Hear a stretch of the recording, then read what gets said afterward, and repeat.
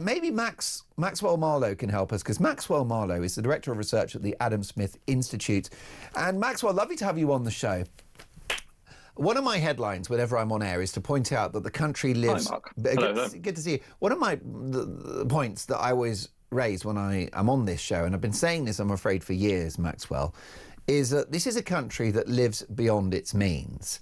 And that doesn't end well, does it? And if we were to have a financial crash, it would be Greece times 100.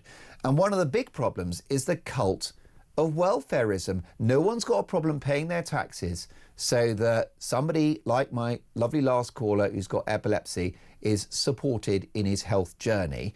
But the issue now is, what about that headline, Sick Britain to hand out the most benefits in the entire G7? Well, yes, well, good morning. Yeah, it's completely ludicrous when you think about it. We're supposed to be a productive, industrious, hard-working country, but, you know, our own research at the Adam Smith Institute shows that 52% of the British population rely on the state more for handouts and work contracts than they do paying in. So only 48% of households are actually paying into the system. And, you know, to take from this brilliant report from Onward, which you've been talking about earlier in the show, about that kind of £10 billion of opaque, you know, benefits that are going out. So that's equivalent to about £300 per household. So if we actually look at how many households are paying in tax, that's just under half. That's £600 extra in tax per year going out in these opaque benefits, never mind the rest of it. So we've also got some pretty interesting research at the Adam Smith Institute. We've looked at the size of the state pension. When does the state pension become fiscally insolvent? That means when does it end up paying out more than it takes in through national insurance? We've worked out that's going to be in 2036. So things are starting to cave in pretty quickly, Mark. It's really quite concerning for our fiscal position, but also I think for the moral fabric of this nation.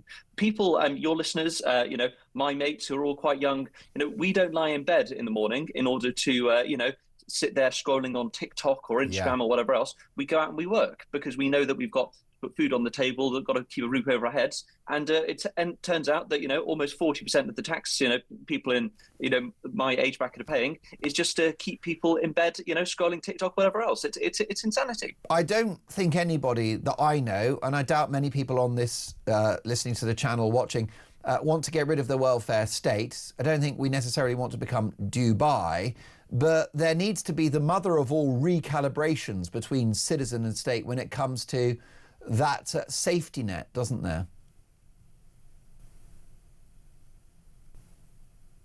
There really does at the end of the day. It's really quite concerning when you look at, you know, the size of the issue. And we're not seeing much, you know, pull from the government on this. You know, it was only last year, let's not forget that, you know, Keir Starmer tried to impose only £10 billion worth of welfare cuts, the same that we're now seeing being put forward in shadow benefits. He saw a massive backbench rebellion. And he's now put off further reforms for another year. So that means he's only got really 2 years in his government left to really crack down on the fact that, you know, we're going to see a ginormous amount of, you know, welfare exploitation fundamentally across the British population. Let's not also forget that we've got half of the people claiming universal credit are not fit for work. That means they don't have a requirement fundamentally to go out and find what jobs are left in the productive economy that's already being overtaxed and overregulated. So it just means fundamentally that we're going to be paying even more money 5-10 years down the line, which, you know, even if Labour win the next election, which at the moment, let's look at the polls, is looking unlikely, there's going to be an enormous amount of dross to fundamentally pick up and fix. And I don't think any of the parties at the moment have the answer to that, because the welfare bill is getting way too large compared to our economic growth. Indeed. And of course, Maxwell, you'll get dog's abuse in polite company for saying that the country lives beyond its means. But the cost of servicing our debt alone, the interest is 100 billion a year. And the truth is that we do live beyond our means. The country is not financially viable, is it? We are on the road to ruin. I sometimes feel like the British economy is a Ponzi scheme that at some point is going to get found out. Do you know, Mark, I don't quite agree with that initial statement. You know, so I've got lots of friends from across the political spectrum. I've even started a business with people who have been in the Labour Party their whole life, and even they are saying to me, you know, over a very expensive taxed pint in the pub, that they just see this thing going absolutely nowhere. Even my dear mother, who voted, who's never voted Conservative or Reform or even Liberal Democrat, even she is now admitting, whenever I go home for a Sunday lunch, that things are going really, really badly. And we can see from the Prime Minister's own approval ratings in his own party that even Labour Party members are getting really concerned about this. Brilliant stuff. I wish we had longer. Maxwell, God bless your mother. She raised a good one. We'll speak very, very soon. Wish we had longer. Maxwell Marlow is the Director of Research at the Adam Smith Institute, who says, no, people have woken up. The country is a little bit of a Ponzi scheme.